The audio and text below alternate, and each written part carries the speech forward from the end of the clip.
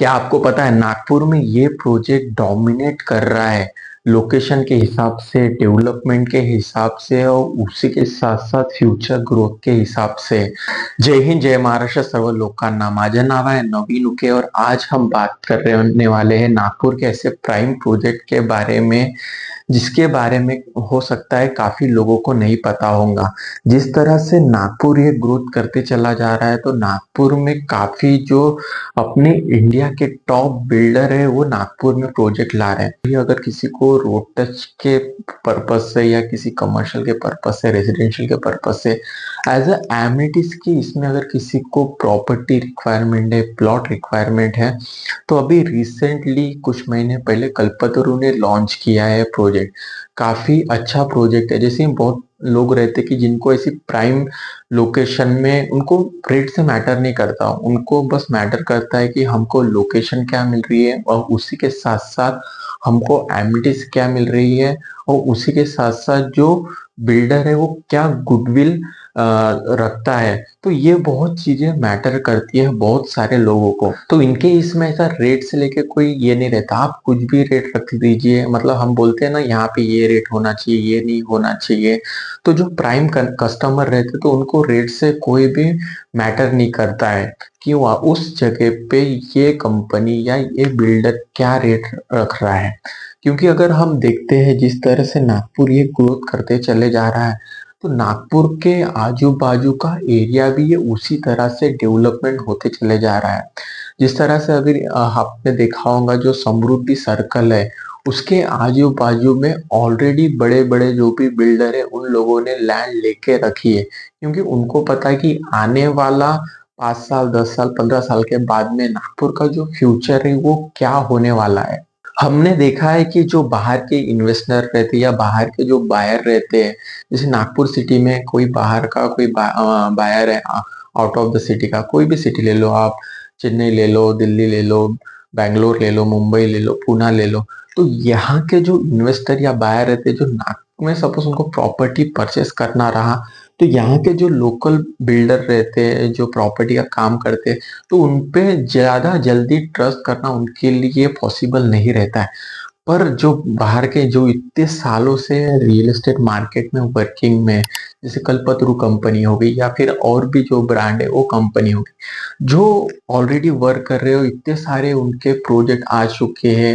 उन्होंने जो प्रोवाइड किया है एमिटी से लेके हर एक चीजें जो ने वक्त पे जो डिलीवर किया है, इस वजह से क्या होता है बाहर के भी जो कस्टमर है वो प्रॉपर उस सिटी में आके इन्वेस्टमेंट करते हैं। बिकॉज ऑफ ये जो बाहर के जो बड़े बड़े बिल्डर आते हैं, इस वजह से फिर बाहर के बायर भी आते हैं। तो उस सिटी का नेक्स्ट डिकेड ये क्या रहेगा, क्योंकि 2027 तक मेट्रो के सेकंड फेज का काम ये ऑलमोस्ट पूरा हो जाएगा। उसी के साथ साथ में नागपुर का मतलब जो तीसरा आउटर रिंग रोड है वो है। उसी के साथ साथ में सेकंड समृद्धि भी सैंक्शन हुआ है जो गढ़चिरौली से लेके तो गोंदिया तक जाने वाला है वो। और उसी के साथ साथ में जिधर देखो उधर फ्लाईओवर के काम चालू है। तो हम ये सोच भी नहीं सकते कि आने वाले 5 साल या 10 साल के बाद में इस एरिया में ये रेट क्या रहेंगे प्रॉपर्टी के। तो मेरा मानना ऐसा है कि आप सोचिए भी मत कि मुझे 5 साल या 10 साल के बाद में इन्वेस्टमेंट करके रखना है। अगर आपका पॉसिबल है, आपके पास में बजट है, तो बिल्कुल आज ही आप नागपुर में प्रॉपर्टी में इन्वेस्टमेंट का प्लानिंग ये अपना फुलफिल कीजिए। कल्पतरु के प्रोजेक्ट को अगर कनेक्टिविटी की बात की जाए तो उनको मेन जो है वो समृद्धि की कनेक्टिविटी है। उसी के साथ साथ में उनको अगर मेट्रो की बात की जाए तो उनको हिंगना का मेट्रो स्टेशन पास में गिरता है। उसी के साथ साथ में उनको मिहान पास में है। उसी के साथ साथ में उनको वर्धा रोड की कनेक्टिविटी है। और उसी के साथ साथ थोड़ा अगर समृद्धि सर्कल से ही आगे जाते हैं तो उनको बुट्टी बोरी की कनेक्टिविटी मिलती है। तो अगर देखा जाए तो अगर नए नागपुर की अगर बात की जाए तो आने वाले दिनों में वो काफी प्राइम लोकेशन पे आज की इसमें तो है ही वो प्रोजेक्ट। कल्पतरु प्रोजेक्ट की अगर बात करते हैं तो लगभग 37 एकड़ में ये प्रोजेक्ट है। 450 से ज्यादा यहाँ पे प्लॉट्स है और सबसे छोटे प्लॉट की तो 1320 स्क्वायर फीट का सबसे छोटा प्लॉट है और सबसे बड़ा प्लॉट ये 2000 स्क्वायर फीट के ऊपर आपको देखने को मिल जाएगा। अगर बात की जाए, अगर आप प्राइम लग्जरियस एमिनिटीज देखते तो उस तरह की एमिनिटीज आपको यहाँ पे देखने को मिलेगी।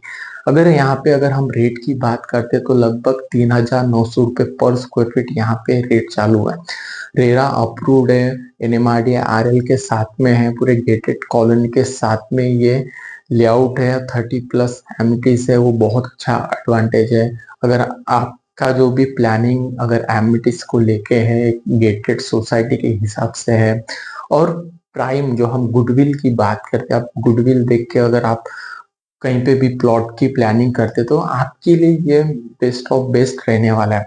अगर हम अदरवाइज देखते तो आपको रेट तो कम मिलेगा, पर कहीं ना कहीं उतनी एमिनिटीज आपको नहीं देखने को मिलेगी। और उसी हम बात करते हैं कि इसको इतने साल हो रहे हैं इस मार्केट रियल में किसी बिल्डर को, तो आपको इतने सालों का एक ट्रस्ट देखने को नहीं मिलेगा जो आपको कल्पतरु कंपनी में देखने को मिलेगा। और जो भी आजू बाजू में अगर कंपटीशन की बात करते हैं तो एक गोदरेज कंपनी का प्रोजेक्ट चालू है, वो प्रोजेक्ट है, उसी के साथ साथ में एक करमचंद कंपनी का प्रोजेक्ट चालू है। तो अगर हम बात करते हैं तो ये सभी प्रोजेक्ट में रेट ऑलमोस्ट सेम ही है, नियर बाय में ही रेट चालू है। कोई भी कंपनी किसी पर्टिकुलर सिटी में या किसी पर्टिकुलर एरिया में आती है तो प्रॉपर रिसर्च करके आती है। ऐसी नहीं कि हाँ, आज हमने प्लान किया या और कल सुबह चले वहां पे हमको लेआउट डालना है या प्रॉपर्टी हमको वहां पे लाना है अपने बाहर लोगों के लिए, ऐसा नहीं होता है। तो अगर आप भी ऐसा कोई भी प्लानिंग होगा नागपुर में इन्वेस्टमेंट करने का, तो आप इन्वेस्टमेंट करके रख सकते हैं। आने वाले दिनों में बहुत ही अच्छा आपको रिटर्न देखने को मिलेगा।